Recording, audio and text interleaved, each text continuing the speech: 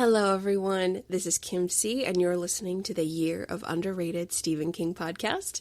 This is a one-woman Stephen King book podcast brought to you by a university fiction teacher. And today we are talking all things Salem's Lot, specifically the 2024 Salem's Lot adaptation that hit the Max streaming network last Thursday. It is now Sunday as I am recording this, and I've seen it a couple times. And I have some thoughts to share. It sounds like, according to the internet, the majority of constant readers did exactly what I did this weekend and dove in, and we all have a lot of thoughts and feelings, and rightly so. I feel the majority of them are steering towards a more negative direction. We're going to talk about that. But in addition to watching the 2024 Max adaptation a couple times. I watched it on Thursday, first time maiden voyage. After classes on Friday, I played it again.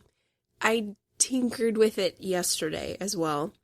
And then I also, because why not, had the 1979 Salem's Lot in the queue. So I watched that one once or twice as well. So this was a very Salem's Lot saturated weekend.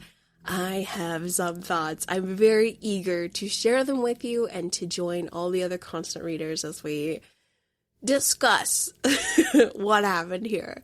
There might be a little stone throwing, but I'm also giving some nods of appreciation. So like any creative fiction workshop, we're going to start with the positives. I've got my list here all written down. I'm ready to go.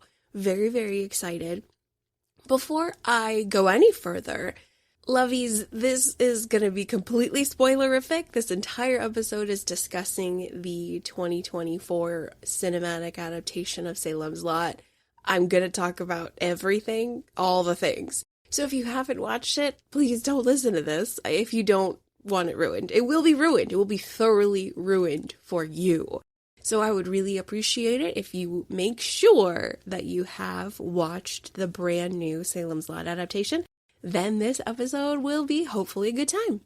My goal is that a couple people will feel validated for maybe liking things that the internet might have been a little negative Nancy about. We're going to talk about as many positives as I can because I think that's always a good thing. It's good to even the small, oh gosh, this is straight fiction teacher coming at you guys.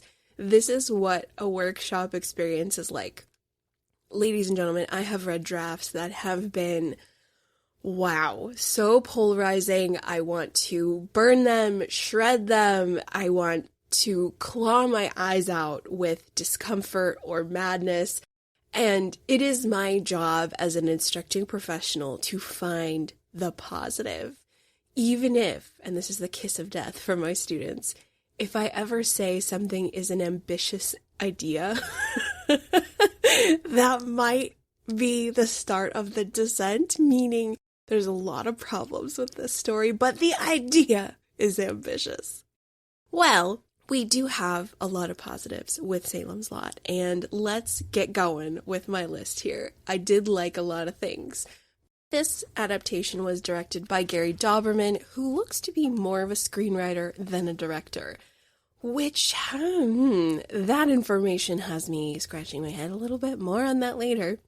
But yes, Gary Dauberman is said to have penned/helped pen It Chapter 1, as well as Annabelle and The Nun. Those last two, I am way too cowardly lion to watch them. It takes a very specific set of criteria for me to dive into the horror genre on film.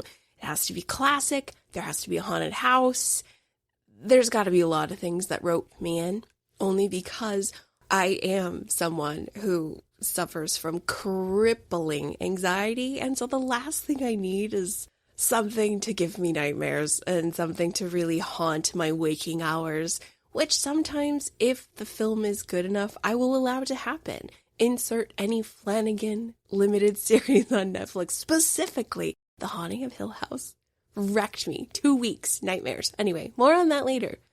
So we've got a film that lasted right around 2 hours on the nose. Much more to discuss about that, but let's begin with our positives. Number 1. It takes place in 1975. I love this, friends. Oh my goodness. As you all know, 1975 was the publication date for Salem's Lot, and I think this is so smart. I love that it's vintage. I love a period piece. I am a huge fashion fan, whether in life or on film. So I absolutely love the costumes. I love the cars. I love the music we're hearing. I think it is absolutely perfect. Super duper smart. My parents were teenagers in the 70s. They graduated in 1977 and 78. So I just love getting to hang out in that era for a little bit because it reminds me of old photos of my parents and that bygone era. It's a good time. I felt it was incredibly smart that this took place in 1975. Number 2, our second positive observation, our setting. Oh my gosh, lovies, the filming locations. Goodness, how beautiful. Whatever backlot, whatever Canadian province this is in, I of course did not confirm it was Canada, but I'm assuming it's Canada, or maybe it is New England. I don't know, it could be a magical New England place, but wherever they did film, it was beautiful. I love the little downtown. It's quaint, it's charming, it is small and old. I thought it was very, very pretty, and I love the way it was filmed. One of my favorite scenes is when Danny and Ralphie are walking through the woods. I think it's their shortcut on their way home. Straker is, of course, about to scoop up Ralphie. It's not good, but it's just their silhouettes. Their silhouettes and the trees, and unexpectedly cool. Once more, very vintage. I loved it. I just thought it was so good. So a lot of beautiful filming. The way that the Marsten house, so gorgeous, sitting on top of the hill. I love the Marsten house, guys. It's just, again, like I said, I'm a haunted house girl. Any sort of haunted location, I'm super into it. Not that I have ever had the stones to stay in a haunted place. No, thank you. But from a storytelling perspective, I do love a haunted location. That is always the fundamental foundation of a Gothic text. It always begins with a haunted place. Ergo, I love the Marsten house. I love that it's in more than one Kingwork. For those of you who haven't yet read Later, which is a, 2021 hard case crime title. Oh, so strong. The Marsten house may or may not make an appearance in that story, and it's magical. But yes, number 2, setting. Very beautiful. The way it was filmed made me very happy. Number 3, great casting. Okay, friends. I'm super blushing right now and laughing. Okay, so I don't know what happened, and I don't know if hormones be hormoning or what, but everyone in this movie is so cute. I am crushing on everyone. I felt the casting was incredible. Let's start with our lead, Ben Mears, played by Lewis Pullman, who is the son of Bill Pullman for film fans out there. Oh my gosh, what a cute. I'm so into him as Ben Mears. He had everything I love. Guys, all the things I have crushes on boys about, Ben Mears had him. He's very, very handsome, quiet, kind of shy, a little pensive, a little brooding, a little in the corner there by himself, being alone. That's Kim C's jam. If you're the quiet one at the bar, I am going to battery ram my way to go talk to you and flirt with you. Like obvious, obnoxious, evident flirting, because you're my type, quiet ones. So I loved Lewis Pullman as Ben Mears. Super duper cute, huge fan. Another one I thought was crazy cute is Mike Ryerson, who's played by Spencer Treat Clark. I was freaking out because he looks exactly like my actual boyfriend, Andy. It was frightening, and I was definitely having a moment, and Andy, who watched the movie with me, was like, do you want me to leave you alone with your boyfriend? And I'm like, first of all, he's you. You're my boyfriend, and it's your face. So yes, what this does is further solidify how into you I am, but so cute, guys. Oh my god, so foxy. I was just drooling. I also really enjoyed our acting choice for Father Callahan. Huge fan. Oh, I was really into that. More on Father Callahan here shortly, but they also cast Bill Camp for Matt Burke. I adore this actor, guys. I love Bill Camp so much. I just saw him in this awesome limited series on Apple TV Plus called presumed innocent, so good, really outstanding legal drama. Then he, of course, plays the role of Howie Gold in HBO's The Outsider. Terrific. I love his voice. I love everything about him. So anytime Bill Camp is attached to the role, I am there. Love it so much. So I feel casting was strong. I don't know why I was crushing on everybody, but that's always a plus. Everyone looked great, super cute, felt like they were of the time. It was a win for me. Number 4, I do love all the King nods we saw. The main credits was the actual Salem's Lot novel title from the vintage covers. Very fun.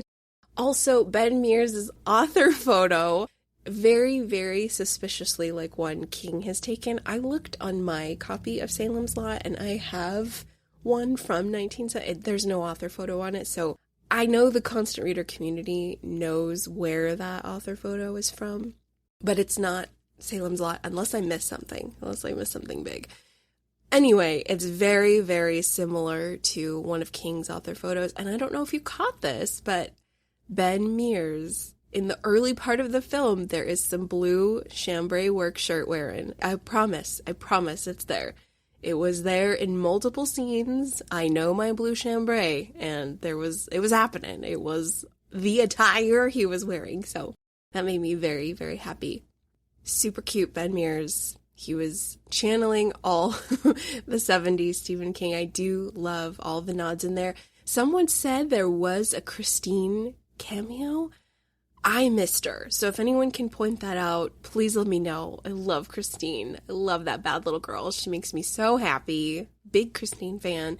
So please point out where Christine was if I missed her. I am always looking for Christine.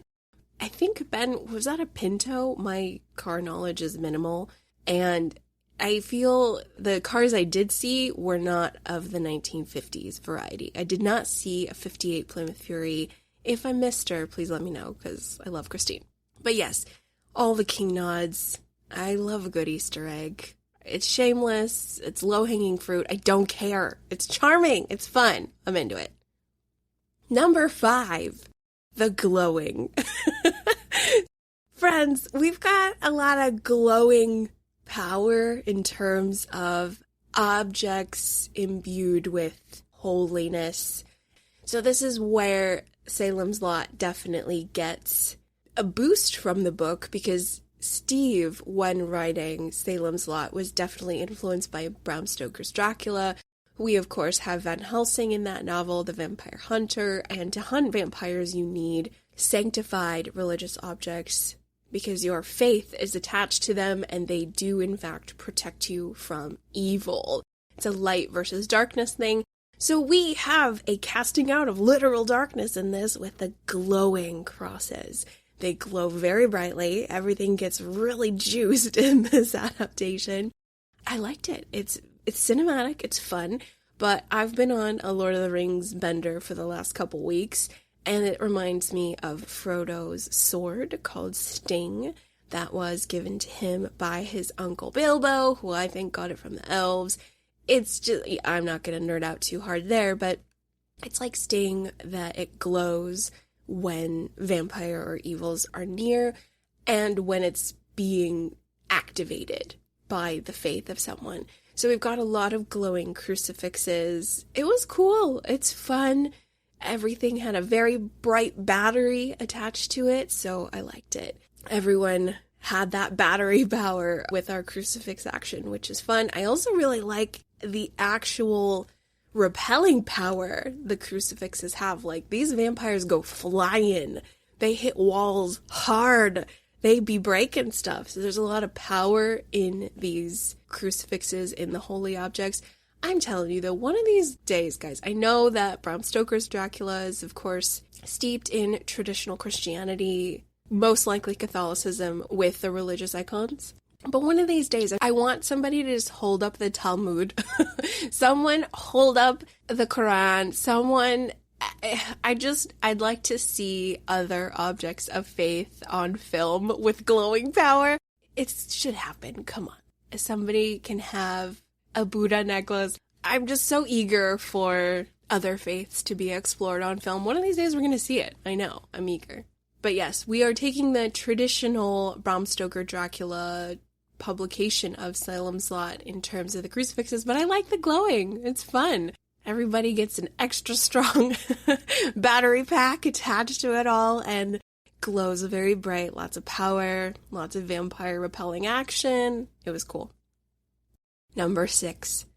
Cliche but classic. Our vampire lore. Let's discuss this, guys. With every fictional stab, pun intended, at the genre, we gotta look at our ground rules, right? And Steve is, in my opinion, not super great at this. He can be. I think that the novel Fairy Tale was probably the largest dose of world building and lore I've seen from Steve on my journey thus far, which is an incomplete journey at that, so there might be other tales I haven't explored yet that have a lot more lore. But for King, well, his vampires, they be different. In our film and in the novel, we have Kurt Barlow, who is our king vampire. We have his Renfield. Renfield, of course, is the servant/caretaker of Dracula. In King's story, we've got Straker. Straker is the Renfield, or the servant or caretaker of Barlow. He does his bidding during waking human hours in the sunshine. We don't know what kind of powers or how he's held to him by fear, whatever it might be, but Straker is his servant doing Barlow's bidding, opening up an antique shop in Jerusalem's Lot, procuring humans one by one, and then Barlow starts a domino effect that creates an infestation. So Barlow is the main source, and then everybody is made vampire progeny after he makes someone. We don't have too much info on that, and we didn't get a lot of info on how it happens in this movie. In traditional vampire lore, they bite you and then they feed you their blood, and then you become one of them. Because if they bite you and drain your blood, you're just dead and they're prey. But here, we don't really know how they're being made, assuming it's just they bite you and it takes a couple days. Maybe about 48 hours, you feel a little sick, and then you transform, and that's it. So that's what we got in this one. What I do feel was done better in this film is the hypnotism aspect. That is a thing. And so we do see our characters, their eyes glaze over and become opaque, and that's how the viewer knows that they're being hypnotized. This is something that the 1979 film version needed some help with, because they the characters just stare off at the wall looking strange and dumbfounded, and it's a little bit of a challenge to put together that they are being hypnotized, and I don't know.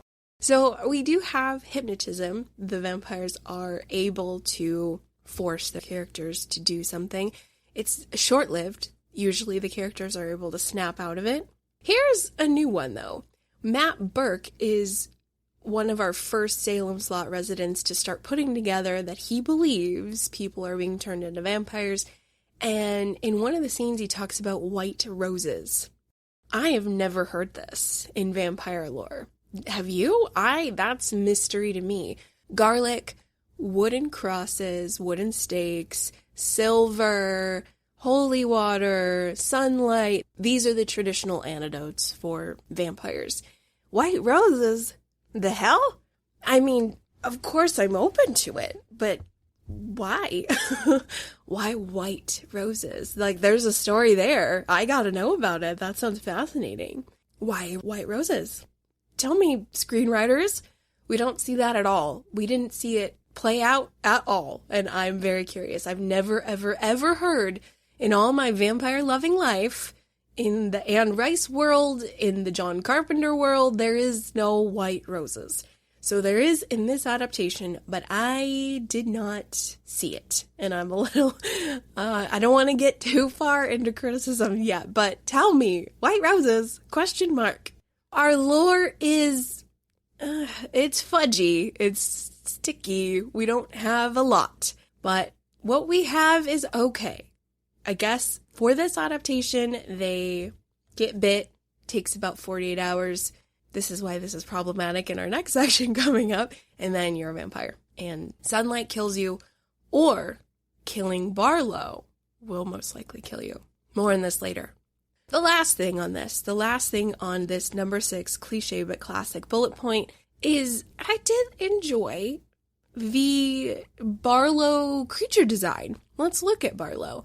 So in our 1979 version, he's kind of blue. He's got this blue-gray tint. I love the teeth. I thought that he was pretty cool in the 1979 adaptation. And I do love makeup and creature design. So this guy, Barlow, is looking real Nosferatu 2.0. He's definitely got a CGI budget, our Barlow. He looked classic and new at the same time. Vintage and fresh at the same time. I also liked the pulsing veins on his bald head. That was cool. So when I look at Barlow, there was something there. I was like, okay, there was some entertaining design here. He speaks English in one of the scenes, which is a scene I enjoyed and definitely wanted more speaking from Barlow. Maybe not. I think what we have is fine. But yeah, the vampire look was also strong. We've got the full moon eyes, which I really enjoy. It's a glow. In the 1979 version, it's definitely colored contacts, so the eyes are yellow and very animal-esque. And here, there's just a sheen to them, and it looks like a bright yellow full moon in their eyes. I think it's pretty. I like it. I was a fan of the full moon eyes. I like the look of our vampires. The teeth are okay as well.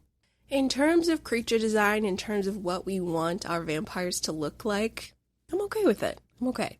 I like some of the design choices that they made. Number 7, I love Father Callahan. I just love him. Casting choice. I love this final showdown with Barlow. That moment when Barlow looks directly at him and he says, I'm a priest, and Barlow says, are you? Oh, it's so huge. I must give you guys the lowdown.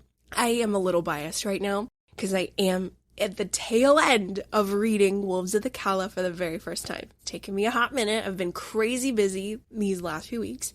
Father Callahan has blown me away in Wolves of the Calla. Like, I am mouth on the floor, obsessed and in love with this character. I am just freaking out. So when I saw Father Callahan in Salem's Lot, I definitely cheered and squealed because I just love him so much. I like that they decided to show how much Father Callahan is struggling with alcoholism, which is accurate for his character. Again, casting, really good choice. The look of him, very, very strong. I'm just really glad that Father Callahan got some screen time. I think he deserved a lot more, just saying. But I love Father Callahan in all ways, period. Number 8. I love our drive-in movie set, and I like that it's used twice. We have a very cool scene where Susan and Ben are getting to know each other at the drive-in, which is super 70s. I love all the I love the whole thing. I thought it was beautiful, and I like that in the second part of the film, in the third act, I should say, it's used again, and I liked it. I thought it was very, very cool. I'm a fan. I'm a fan of how they did that. Number 9. This is probably attached to number 7, but I love our little quartet that forms. For those of you who haven't read The Dark Tower, quartet means a destiny group. These are people brought to each other by destiny, and they are stronger together than they are apart. And so we have that with Father Callahan, Ben Mears, Mark Petrie, Dr. Cody, and Susan Norton. For a little while, this is the group. It's them against the lot. It's them against the vampires that are attacking the town. And so they are trying to keep each other alive. They are traveling together. They do split up, which in the movie immediately allows for their downfall. But I am, like I said, very biased right now. I'm very attracted to all things groups and quartets and Father Callahan. I'm glad that we got to see them operating in that unit. I think it's very, very cute and good. Speaking of cute, I think I forgot to mention how precious Mark Petrie is as a character, but he's played by a young actor, Jordan Preston Carter. I just want to hug this kid every time. Anytime he is on screen, I just want to hug him so much. More on Mark Petrie later, But let's recap. Let's recap our 9 positives. And hopefully this helps everybody be a little bit more positive about the film. Or not. I don't know. Number 1 takes place in 1975. A total strength. Number 2, our setting. Gorgeous little town. The filming is also very pretty. A big strength there. Number 3, great casting. Everyone is cute. Ben Mears, Mike Ryerson, Mark Petrie, Father Callahan. I don't know if it's just me, but everybody's cute. Everybody's winning. Number 4, I like all the king nods. Lots of little Easter eggs. Number 5, all the glowing. Everything's glowing. If it's got power, it's glowing. I'm a fan. Number 6, cliche but classic. Looking at our vampire lore, we explored the rules of the Salem's Lot vampires, as well as the full moon eyes, the Nosferatu 2.0 for Kurt Barlow. It's not too bad in terms of creature design and creative choices for our monsters. Vintage and fresh. Number 7, I love Father Callahan. That's all. In all areas.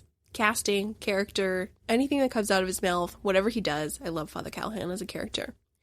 Number 8, our drive-in movie set is used twice. Thought it was a good idea. Good choice there. And number 9, I love our quartet. That is Father Callahan, Ben Mears, Mark Petrie, Dr. Cody, and Susan Norton. I wish we would have had a little bit more time with them as a group, as a unit. I feel we do in the book. Could be wrong, but I do feel they travel together a little bit more than 10 minutes, but that's just me. So those are my 9 likes, guys. I tried really hard for 10, and maybe we will have 10 in our next section, but let's now talk about, we've talked about the good, and now we've got the bad and the ugly. Let's transition into our criticism section. This is what I was not so thrilled about, okay? Let's do it. Our first of 7, I think, give or take. This is the part in workshop after I've given our writers a lot of positivity and logs on their fire. We transition into where they need to revise. Where is it problematic and what questions do we have? Number 1. After Mike Ryerson and Matt Burke are transformed, I feel what happens to the pacing of this film. It's like someone gets a brick and ties it to the gas pedal of this car. We just go 90 miles an hour through the rest of the story. The pacing is redonkulous. It is so fast. Guys, oh gosh, okay. So the 1979 Salem's Lot is 3 hours long, maybe more. I think it's 3.5 hours because it was released in mini-series format. I think it was several nights on public television. So smart. The same thing with the 1990 Tim Curry It version. That's also 3 hours. Released into chunks over several nights on network television. Why, guys? Why? Gosh, our first hour did a really solid job of giving us, well, I take that back. I wouldn't even say solid. They did a decent job of bringing the town to life. We're seeing the young children at school. We're seeing Ben Mears getting to know Susan and crushing on her a little bit. He's connecting with his past. He's revealing the plot of trying to get some inspiration for his next novel using the Marsten house. We also see the Barlow Stryker stuff happening. We see the townspeople interacting with Barlow, bringing his big old coffin into the Marsten house basement or what have you. So we start to see the town of Salem's Lot, which is exactly what the novel is about. In case anybody forgot or it's been a long time since you've read it, it's about the town. The vampire stuff is always in the background. But yeah, the pacing, that's what this bullet is about. The pacing is hauling, guys. We are just 100 miles an hour. It's uncomfortably fast. It's so head-shakingly fast. What in the hell? Slow down, movie. Slow down, please. Dang, there is so... Rumor out there says that there's a 3-hour cut of this movie. I hope that's true, because we need it desperately. Another reason, I mean, granted, I have no idea the treacherous pitfalls of Hollywood and how it all works. But, I mean, there was a lot of controversy around the release of this film. It was supposed to be in theaters, and then it was delayed a whole year. It was brought to Max. At present, it seems abundantly clear why that happened. Yeah, like, what happened? What happened here? Because we are in the golden age of television, loves. This is the time when films can be seen on streaming networks en masse. Since COVID, people haven't been going to the theater as much, so the golden age of television is upon us, where people will actually sit down and binge an 8-episode series, and then they'll tell their friends about it. And then it's just this wildfire of people watching really well-written television over and over and over again with streaming service. Like, it's a good time to be a television show. It's a good time for TV. And anyway, let me transition to our next bullet. We're going to come back to the pacing because it's just ghastly. It's just horrible, and it impacts so many decisions that were made. Anyway, number 2 is Susan. Ugh. Friends, I have read Salem's Lot twice. I read it many years earlier on my Stephen King journey. My Stephen King journey, as you all know, began in 2013. So I've only been reading King 10 plus years. And I feel Salem's Lot was pretty early on the journey, and I recently reread it with my book club last year, but everything was drowning in terms of schedule-wise. I wasn't able to do a podcast episode on Salem's Lot. They might have to change now. But the character of Susan, we heavily discussed this lady in book club because, she's just 2D. She's just not a solid character. She's not very well-rounded. There's nothing that interests me about Susan. Well, I take that back. There are things that interest me about Susan. It just isn't executed well. What we know about Susan is she's a dreamer. She wants to get out of Salem's Lot. She's somewhat tied to this Floyd Tibbetts guy who wants to marry her. She kind of likes him, but then Ben Mears, who in this, I have such a crush on him, guys. He's so cute. So when Ben Mears comes into town, she's like, Floyd who? In the film, we never really see Floyd. We see him once or twice, but we don't really see them interacting together from what I remember. I feel we have a lot more of that in the 1979 version, where it's apparent Susan is torn and pulled in a few directions. She wants to be independent in Boston. She is more charming in this 2024 version. I feel she's got a lot more zest and pep to her character. She's also a little bit more grounded and flirtatious. She knows what she wants. Seemingly, she knows she's going to heavily go for Ben. And she does, and it works. Susan Norton, I cannot with this lady. She's just so empty for me. I have a problem with her in the book, and I have a problem with her in the film. I think she's not developed enough in any way, shape, or form. The other thing that's really, I'm getting ahead of myself. I'll talk about another Susan part here shortly. But Susan Norton, I just don't like this character in the world of Stephen King. She does nothing for me. She's almost a little bit annoying. There's just not a lot there. I don't get it. I wish that more would be brought to her in this character, and it's just not. She's the same. She's the same dry toast that doesn't have any schmear on it. Nothing. No schmear of any kind for Susan Norton. She's just toast. I have so many problems with her. Number 3, Mark Petrie, our little 11-year-old. He's too cool. He's just too cool, guys. Like I said, I think he's so cute. I want to hug him so bad. I just want to be his friend. I love this little boy. The actor, he's just the most darling little boy. He's so cute with his little glasses, and he loves Houdini. I'm like, oh, you're my favorite. You're such a cool kid. But, guys, he's straight up killing people. He's so brave. He's too brave. He's unfazed by it. He sees his parents murdered right in front of him. In the 1979 version, at least Mark Petrie was crying, but not this Mark Petrie. He kills Stryker. He drives a car.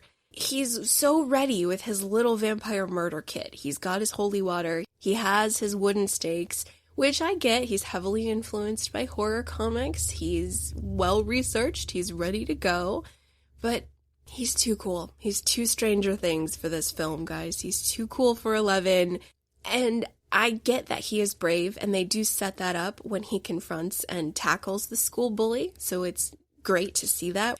They do establish his bravery as part of his character, but this is adult brave later on in the film, guys. This is too brave. This is like unbelievably brave for a child. And I don't think he's preteen yet. He's not looking very 13-ish. This is like a 10, 11-year-old, that golden Stephen King age. I love that you want to make a really cool, precocious kid that's awesome and a hero, but no, even little Mark struggled with things in the story. In the novel, Mark does see some things, he does, but this kid is like ready for him. He is ready to be the brave hero. Oh dear, no, you're too cool. I'm sorry. You killed a guy, Mark. Yes, it was Straker, but you still bludgeoned him in the face. Yes, you needed to escape the Marsten house.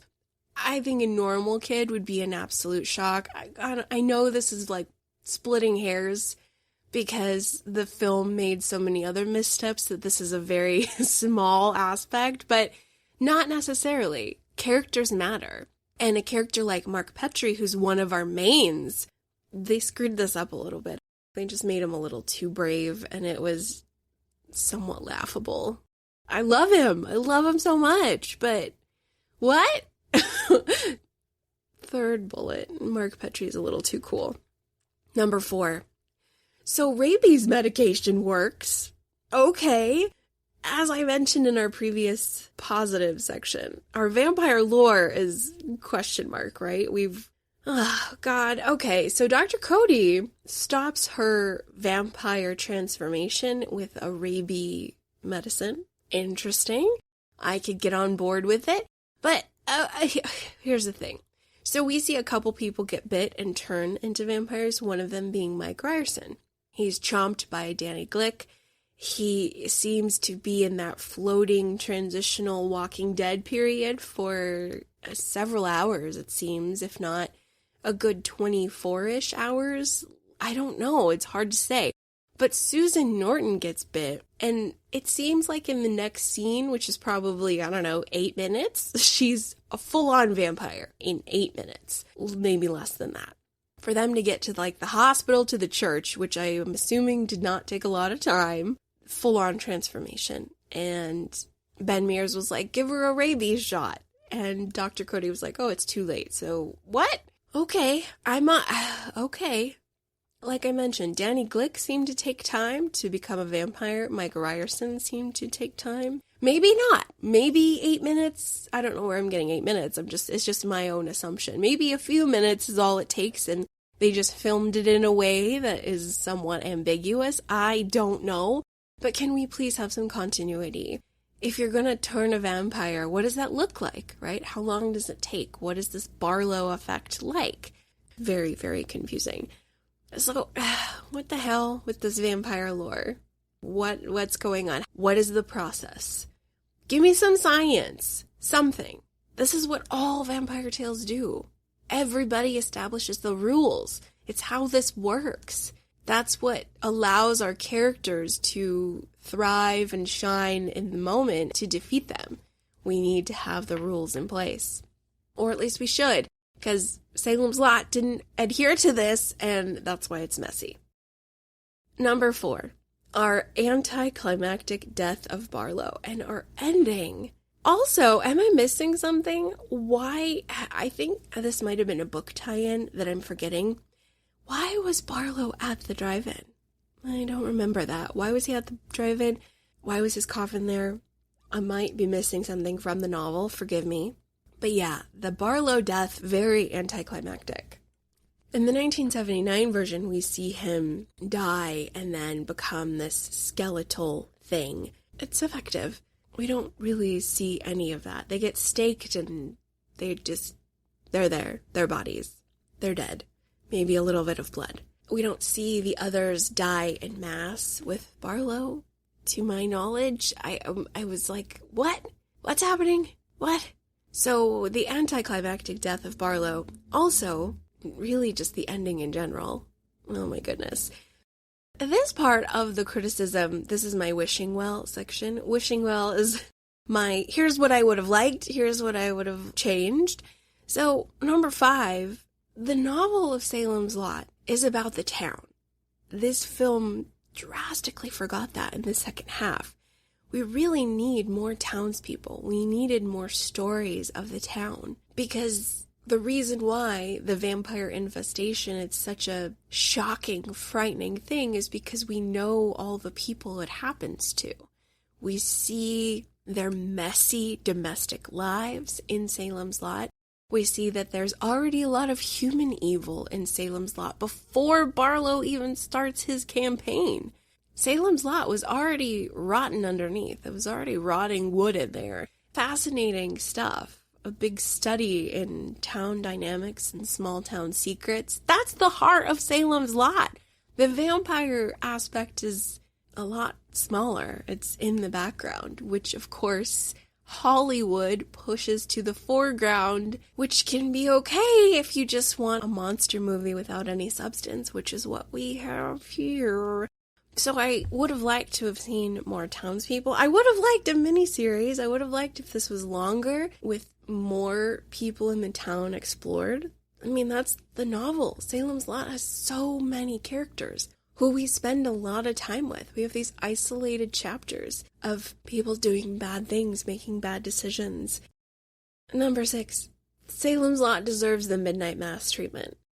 I know it's been talked about a great deal before this film, but in Flanagan we trust, everyone. Mike Flanagan is what... I go absolutely speechless when it comes to Mike Flanagan because he is such a blazing talent. Wow, what an incredible filmmaker. What a smart man in terms of creative decision making. He understands the heart of Stephen King's material. I saw him in an interview for The Life of Chuck at the Toronto International Film Festival, and he talked about how King is a soulful humanist. And I loved that so much. Like, that is so accurate. 1,000% accurate. So he is, and Flanagan gets this. And we have an absolutely masterful 8-part, I believe, miniseries on Netflix called Midnight Mass. If you haven't seen it, stop everything in your life and watch it. And I believe I need to wash the taste out of my mouth of this adaptation and watch Midnight Mass, because that is what this story deserves, the Midnight Mass treatment. Midnight Mass understood Salem's Lot. I don't even think it was their intention, but it did. It did haphazardly pull at everything Salem's Lot is about and portray it in a way that works. The vampire stuff does not happen until the very, very end. It is a incredibly dramatic climax, right? In the meantime, we have several episodes, 5 to 6 episodes of pure character development, of pure town dynamics. It is fascinating and rich, and that's what we needed for Salem's Lot. That's the heart of the story. King exploring small town life with the vampires as the afterthought. Point number 7, this story should have ended with Father Callahan opening his eyes. So what's interesting, not to spoil too much with Father Callahan, but you guys saw that Father Callahan's mouth had blood all over it. That's because Barlow gave Callahan his blood, and he's not dead. He's not. He's alive. He lives through this, and his adventures continue, and the road goes ever on for Father Callahan. And why was that not explored? Damn. I mean, whatever at this point, right? By the time we get to the end of this, I think we're all just kind of hashtag over it. But yeah, I really wish we would have had Callahan opening his eyes.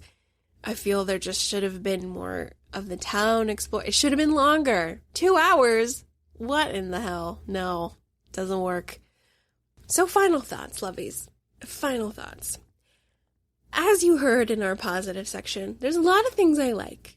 They're little things, the way the film looked, the costumes, the setting, but these are important things. Casting's important. But this is a fast food experience of Salem's Lot. King, of course, famously described himself as the burger and fries of storytelling.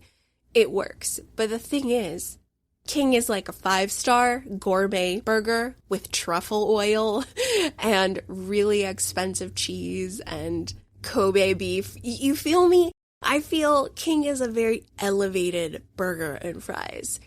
This is a insert your favorite or not so favorite fast food establishment. A McDonald's, a Burger King, one of those. This is quick. It's junky. There are good things about it. It tastes good. And if you're hungry, hey, that's sustenance for your body that needs calories to survive. But it's not substantial. There's a lot of problems. The heart of the story is lost. And so I'm sad. I'm sad to report that I'm not a big fan. There are things I appreciate, as I've mentioned them, but guys, this is a huge misstep. This is a sad adaptation of Salem's Lot. I think we deserved better. This is a fun junk food movie experience if you would like to have something on in the background. If you want something not super scary, I would show this to younger kids. There's a couple F-bombs in that, but this would be, if I was teaching 8th grade, yeah, this would be like a perfect, nobody wants to do work, let's watch a movie. I mean, granted, I would absolutely get roasted by the parents. I would be crucified if I ever showed this to 8th graders. But, guys, this is just a quick, digestible, insert monster, insert defeat. This is a fast food experience. And if you guys are in search of a home-cooked meal with a meat, starch, veg, and a dessert, why don't you try Midnight Mass? Midnight Mass is perfection, guys. It is probably my favorite Mike Flanagan, and that's hard because I love them all so much. It's probably my favorite Flanagan series. It is so beautiful. It channels Storm of the Century, which, as you all know, is my favorite Stephen King film. I love it so much. It is the miniseries that keeps on giving. I love Storm of the Century. I cannot sing its praises enough, and Midnight Mass channels that. It channels Salem's Lot. Amazing characters, amazing story. The little town is incredible. How about we all just go back and watch Midnight Mass? Let's go rewatch it. Let's start, and you will observe this was how Salem's Lot should have been done. But what we've got is a McDonald's experience, which sometimes isn't the worst thing, but sadly, other than the cute people in it, it's very forgettable, and I'm sad. I'm sad, guys. There are a lot of problems I have, as I'm sure we all have. It just made some poor choices in the second half that brought it down fast. If there is a 3-hour cut, I want to watch it. And I really wish this could have been, 4 episodes, guys. You didn't need to do an 8 episode. We could have did this in 4. We really could have. First 2 episodes, build the town. 3rd episode, the turn. 4th episode, fire, blood, vampires. Done. It would have been great. We could have done it. Oh, God. They need more constant readers on these films. I'm not doubting that the people who are creating these films aren't constant readers. And what's sad is I bet that they have grand plans and good ideas. And I have a feeling the Hollywood machine might have a brutal way of destroying that. Who's to say? We just don't know. We don't know the truth. We don't know the real story of whether or not the script was grandiose and decadent and rich and full of the things we needed to see, and that the studios said absolutely not. I don't know. It's sad. It's sad, but this is going to be a miss for me. And if I were to give it a grade, this is a C-. This is a C-. It's the lowest C- that you can get. You are knocking on the door of D+. So this is what, like a 70%, maybe a 69.5%. This is so sad. It's the saddest C- I could ever give. because I don't want to give it. I wanted to love. I was ready to love. I love vampires. I love Salem's Lot. There's a lot to enjoy in that. I sigh, shake my head. Well, lovies, we've reached the end. Those are my thoughts. I hope that everyone did have a fun time listening to us all air our grievances, if you will, of which I have a few. I'm always happy to have a Stephen King adaptation, but God in heaven, it's hard to nail them. In Flanagan, we trust. That's all I can say. In Flanagan, we trust. In Flanagan, I trust. With the whole farm. Just do it all. All of it, Mike. Just do it all. Just take care of us all, because we need you. We need you, Mike. Frank Darabont and Mike Flanagan, just give it to them. Please, just take care of us, please. We need you. Let's head on out of here. I want to thank everybody for listening to my coverage on 2024's Salem's Lot streaming on Max.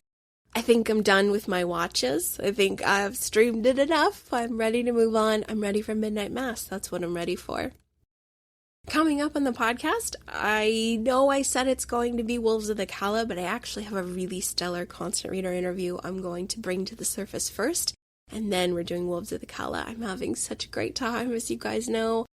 Wow, Wolves of the Calla, it is just, dang, I'm having fun. I'm having fun, not done yet. Life has been a little busy. Once I get to the end of October, I'll get to the surface. I'll have some breathing room. But this is a very busy part of the term. Busier than I thought, busier than I'd like. But we're going to get through it, and we'll be back on schedule. In the meantime, if you're having fun with the show, please jump over to the Patreon, The Danse Macabre with Kim C. I am making my way through Nightmares and Dreamscapes for the very first time. And what a joy! What an incredible joy. So much fun, having a blast. So jump over to the Patreon, where I explore Stephen King females, Stephen King short stories, and lots of other morsels in between. That's patreon.com/dancewithkimc. If you're new to the show and you'd like to say hello and let me know where you're writing from, you can always reach me on any of the socials. I'm mostly on Instagram and X, but if you want to email me at underratedsk@gmail.com, I would love to hear from you. It is such a joy knowing where listeners are at and hearing about your Stephen King journeys and your thoughts about the show. I so appreciate every single one of you, and I hope wherever you are, autumn is on its way. Good grief, it's been a long summer, hasn't it, my loves? It has. But yes, I love you all. I appreciate you all so very much. Coming up, constant reader interview, then Wolves of the Calla, and then maybe a little bit later on in this year, my most welcomed return to the stand. Take care, everybody. I'll talk to you soon. Bye-bye.